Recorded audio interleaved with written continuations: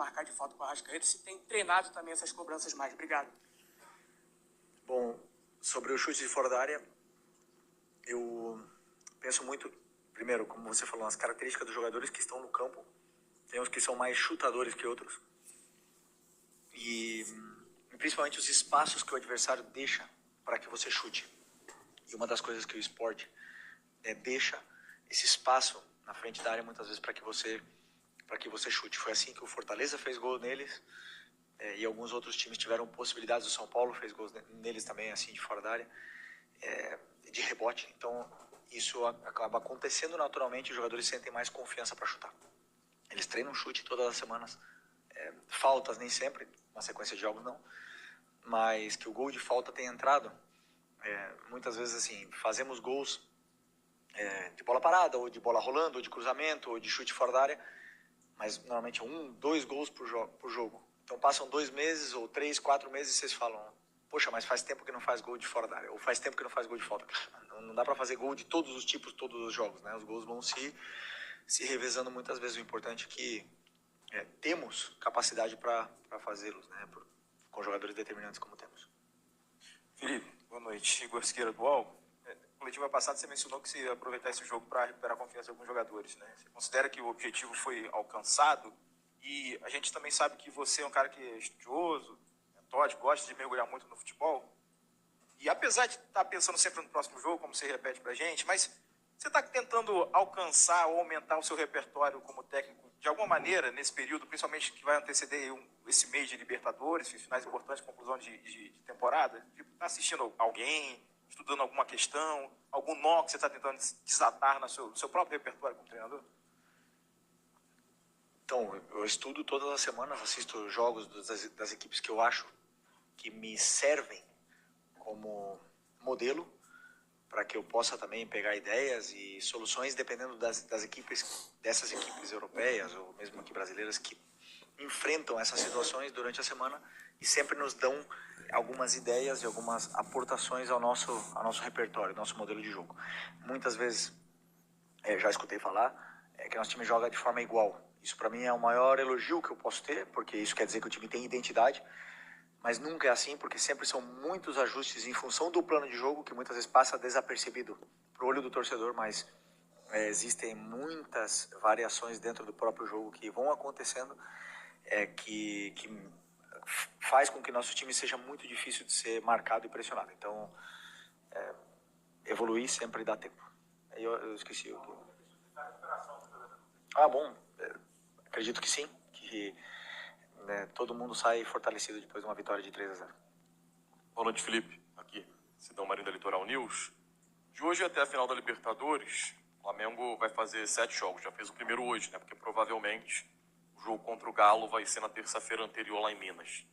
Você está projetando esse caminho? Queria que você falasse também sobre o adversário, que agora está definido. Mais um super clássico agora para definir quem vai ser o primeiro tetracampeão da Libertadores. E, em cima disso, nessas rodadas que vem pela frente, você acredita que é possível o campeão brasileiro ser definido antes da final ou é algo que vai ficar para as 2 rodadas finais do Campeonato Brasileiro? Sou muito ruim em fazer previsões. Se quem faz previsões acertasse, o futebol não teria graça e os apostadores estariam ricos e estão todos com problemas. Nunca dá para prever essas coisas. Então o que nós temos que fazer é pensar no próximo jogo. É o que eu faço. Tá muito longe da final, sei que vocês querem saber da final, querem falar da final. A única coisa que passa na minha cabeça é São Paulo, e essa é a minha mensagem que eu tenho passado para os meus jogadores. O que tá na nossa cabeça é a próxima rodada. E a única coisa que importa é o que está no nosso alcance, o que está na nossa mão é o que podemos fazer, é tentar ganhar do São Paulo a próxima rodada. Felipe, Raíza Simplício da Gol Brasil e da revista Placar. Você falou, né, que tá na tua cabeça agora o próximo jogo contra o São Paulo e o Bruno Henrique acabou sendo suspenso, tá fora. E nessa briga aí, enfim, a gente tem visto nos últimos 2 jogos, pelo menos, do Campeonato Brasileiro, o Juninho ganhou alguns minutos. Eu queria saber, no início do ano, o Juninho veio como um jogador para brigar ali por posição, acabou não acontecendo, ele não jogava desde agosto, antes desse jogo contra o Fortaleza, por exemplo. E o que aconteceu em relação ao Juninho? Foi adaptação? Foi algum erro de avaliação? Enfim, por que o Juninho não tá tendo mais oportunidades nesse momento também sem o Pedro? Primeiro porque o fator número 1 para o jogador se colocar no campo, porque são eles que se colocam, é a performance individual. Então, nós tivemos aí uma ascensão, uma conquista da titularidade do Pedro nesse caminho todo, onde o Juninho, o Wallace, Bruno, todos eles foram perdendo espaço nesse momento. E com o espaço também a confiança. Então, sempre tento, de uma certa forma, quando eu posso, dar minutos, porque pelo que eu vejo durante a semana também vai me dando muitas informações para o que eu posso esperar do jogo. Essas informações eu tenho, vocês não. E muitas vezes as escolhas dos nomes não são agradáveis aos olhos e ouvidos dos torcedores, mas são porque também eu faço o que eu acredito que seja melhor para a equipe, dependendo do que eu vejo durante a semana e durante os treinos e os jogos. Né? Então, o que aconteceu foi isso. Não teve a sequência necessária, nunca conseguiu a confiança que precisa para poder performar e se colocar no time de forma unânime. Então, isso não aconteceu e só depende dele. Felipe aqui. Felipe, na quarta-feira, você deu um recado para a torcida e pediu para que a torcida hoje viesse para o Maracanã e tivesse um comportamento de apoio ao time. E a gente percebeu que desde a hora que começou o aquecimento do goleiro, a torcida cantando sem parar. E apesar de alguns erros no primeiro tempo, nenhum jogador foi vaiado, todo mundo foi aplaudido e a torcida cantou os 90 minutos. Você acha que a mudança, até para as coisas que deram certo no segundo tempo, tem muito a ver com esse comportamento da torcida também, que comprou a sua ideia de vir para o Maracanã para poder apoiar, de dar a mão para o time, levar o time para a vitória, que era muito importante para essa fase do Campeonato Brasileiro? Obrigado. Excelente pergunta. Eu não tenho dúvida que a torcida hoje foi um fator determinante nessa vitória. E vou explicar o porquê. Porque quando entra no campo jogadores que não estão no seu melhor momento de forma, como, por exemplo, todo mundo sabe, Lino, Bruno Henrique, que não estão com a confiança elevada, o próprio Plata, que vinha de uma expulsão, que vinha que fez para mim um excelente jogo contra o Racing, mas a expulsão afeta a cabeça de um jogador, eles não receberam a cobrança que costumam receber com a torcida do Flamengo. E isso é importante que a torcida saiba que eles foram determinantes, o torcedor, falo, determinantes, na recuperação desses jogadores no decorrer do jogo.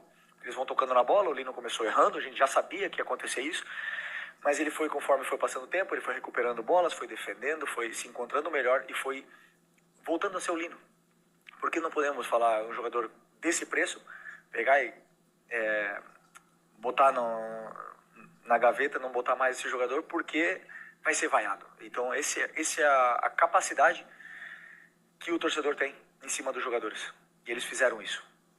Então, conforme foram passando os minutos, os jogadores foram melhorando e acabaram fazendo gol. E acabaram fazendo, o Bruno Henrique, no caso, né? Acabou fazendo gol, acabou recuperando toda a confiança, o Lino acabou jogando muito bem, sendo muito importante até o final do jogo. E esse era o meu objetivo. Como eu falei na outra coletiva, não quero nunca ensinar o torcedor a torcer. Cada um faz o que quer, mas gostaria que o torcedor entendesse a potência e a capacidade que tem na hora de mudar a performance de um jogador. Então eu estou muito feliz, primeiro também porque lotou 70 mil pessoas no Maracanã. Felipe, boa noite. Emanuele Ribeiro do GE. Globo.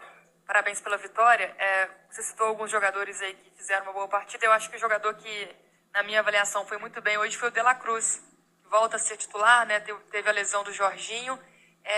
Eu queria saber de você como que tá o De La Cruz fisicamente. A gente sabe que ele teve alguns problemas ao longo da temporada e acabou que o Flamengo também contratou outras opções ali para o setor do meio campo, aumentando a concorrência no meio ali. E o De La Cruz acabou perdendo um pouco de espaço, mas é um jogador que tem uma qualidade enorme, que hoje fez uma grande partida, aproveitando também como que tá o Jorginho, se tem algum prazo para o retorno dele. Obrigada.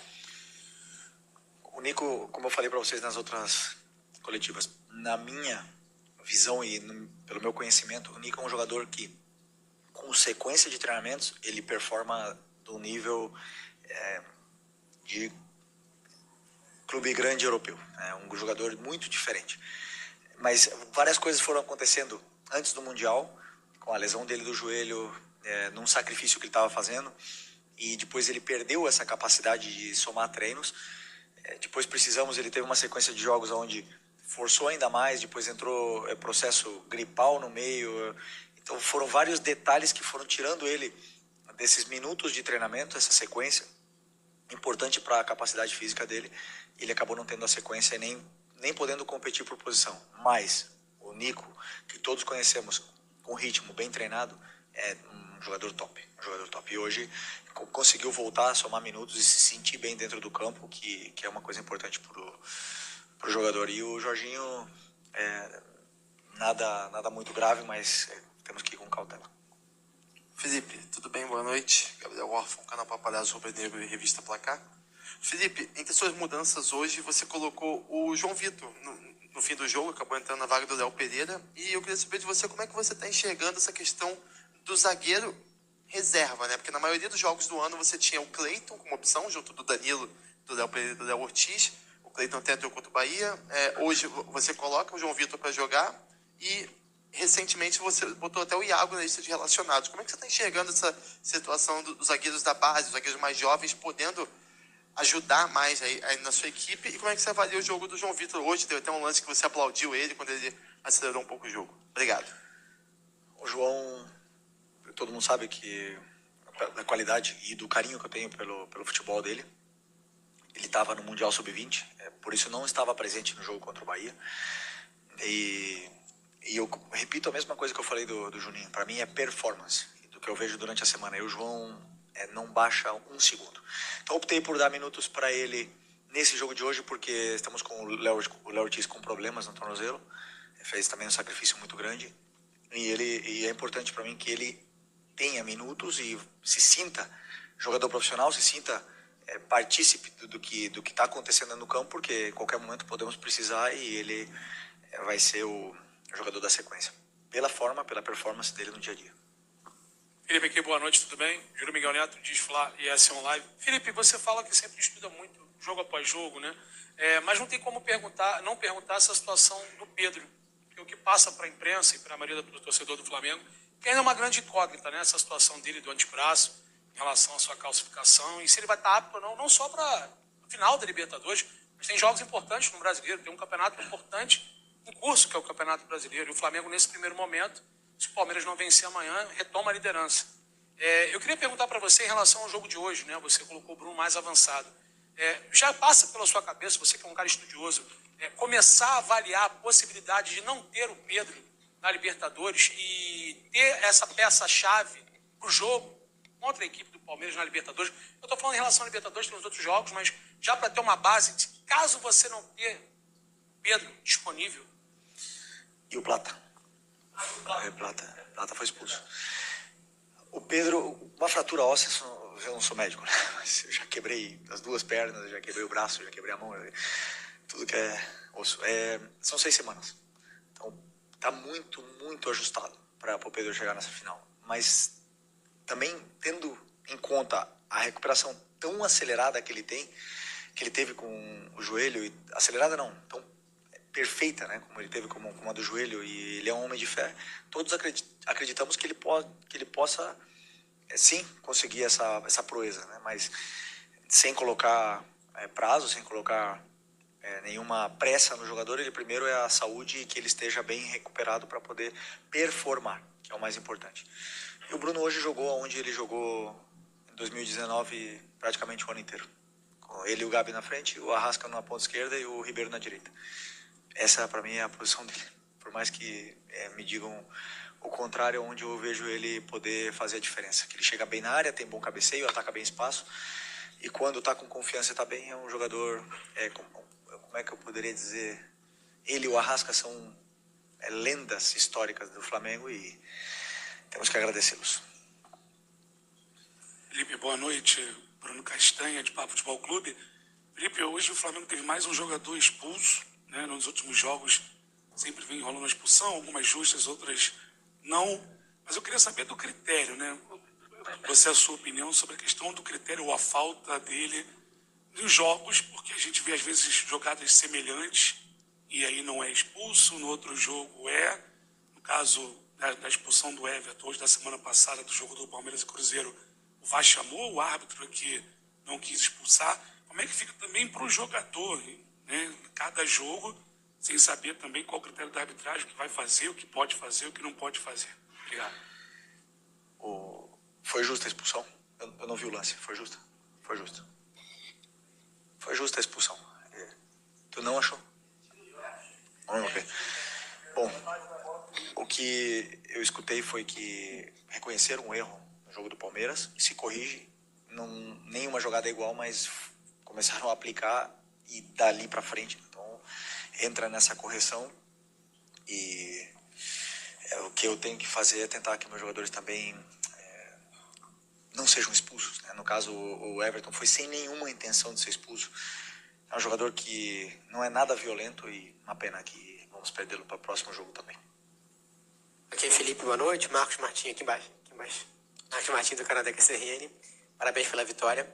Você falou que muitas das vezes a escalação pode não agradar o torcedor, né? Eu queria te perguntar especificamente sobre o Matias Vinha. Você falou sobre performance individual, mas você também fala muito sobre a questão de adaptação ao sistema de jogo também, para cada jogo. Tem a questão física também de um jogador como o Vinha, que ficou muito tempo afastado dos gramados por uma lesão gravíssima. Como é que está a tua análise em cima do Vinha? Ele não vem recebendo tantas oportunidades, tanta minutagem. Como é que está a análise em cima dele? Está competindo por posição com o Ayrton. E nesse momento, para mim, tanto o Alex, que agora está jogando, o Alex, temos um cuidado muito especial com ele, está jogando de uma forma incrível. O Ayrton, sempre que joga, tem jogado muito bem, segundo os meus olhos, né? Eu sei que parece que o Ayrton nunca joga bem, nunca para o torcedor, mas para mim, sim, faz tudo exatamente o que eu peço para ele fazer e cumpre toda a função que eu peço para ele desempenhar dentro do campo. E o Vinha está brigando pelo espaço dele, como você bem falou, vem de uma lesão muito séria, se esforçou muito para estar nesse momento, eu sei disso, e hoje eu tinha pensamento em dar minutos para ele também, mas a saída do Carrascal no começo do jogo e as circunstâncias que foram acontecendo no jogo, acabou que optei por continuar com ele até o final. Mas é um jogador que eu tenho em conta e que sempre é importante para a gente, e que assim que precisar, eu sei que ele vai estar pronto. Felipe, aqui, Natália Brasil, da Rádio Roquete. Eu sei que a gente está falando do brasileiro, você já falou que falta muito até o jogo da final, mas eu queria te fazer uma pergunta. Se você assistiu o jogo do rival e se fazia diferença para você ser um ou outro do que foi. O Palmeiras tinha um placar muito grande para fazer, havia possibilidade da LDU ser a finalista. Eu queria saber esse aspecto pessoal seu, se fazia diferença quem está lá do outro lado. Assisti, como eu falei para vocês, sem âmbito tático, só seguindo a bola, para descansar bem a cabeça, e o Palmeiras passou de forma merecida. Estão os dois melhores da América do Sul, fazendo talvez a maior final da história da Libertadores, e é isso, é maravilhoso que podemos ter essa oportunidade de estar vivendo esse momento. É um privilégio muito grande estar vivendo esse momento. Então vamos desfrutar, nós, Flamengo e Palmeiras, com certeza vamos desfrutar desse momento único que é jogar uma final de Libertadores nesse nível. Bebi. Boa noite, Felipe. Léo José do Coluna do Fla. Na rodada passada e nessa rodada, o Flamengo jogou antes do Palmeiras. E nas próximas 3 rodadas, o Flamengo também vai jogar antes do Palmeiras no Campeonato Brasileiro. Alguns técnicos já disseram publicamente que preferem jogar depois, porque já sabem mais ou menos o resultado do adversário, e outros também já disseram que preferem jogar antes porque entram sem pressão do jogo. Como que é o pensamento do Felipe Luiz com o Flamengo jogando antes do maior concorrente pelo título do Campeonato Brasileiro, pelo menos nessas 5 rodadas aí, uma passada, essa e as próximas 3? Não tinha pensado nisso, mas o que eu me preocupo muito é pelo tempo de recuperação entre jogo e jogo. Por exemplo, como eu falei para vocês, nós tivemos 3 dias para preparar o jogo do Botafogo até o Racing em casa. E isso para mim foi muito ruim, mesmo sendo antes do Palmeiras, porque para mim o jogo do Botafogo tinha que ter sido no sábado, para eu ter 4 dias para preparar o jogo do Racing. E aí o Palmeiras também teria jogado no sábado, né? Mas não aconteceu dessa forma. E isso é a única coisa que me preocupa, que agora, por exemplo, nós vamos ter 4 dias para preparar o jogo do São Paulo, e isso já é um tempo razoável de preparação. Dá tempo de treinar, porque enquanto nós contra Fortaleza tivemos 2 dias, o Fortaleza treinou a semana inteira. O Vasco, nós treinamos 2 dias, ou nem treinamos, recuperação, o Vasco teve a semana inteira. E foram vários jogos assim. E se me dão 2 dias só de recuperação, é muito difícil. Então eu sempre me preocupo por ter essa diferença entre agora sábado e quarta. Aí ok, eu não tenho o que reclamar. Mas quando são 3 dias, realmente é apertado até a nível de fadiga mental, tática mesmo, para poder ajudar os jogadores. Ok? Obrigado, boa noite, pessoal.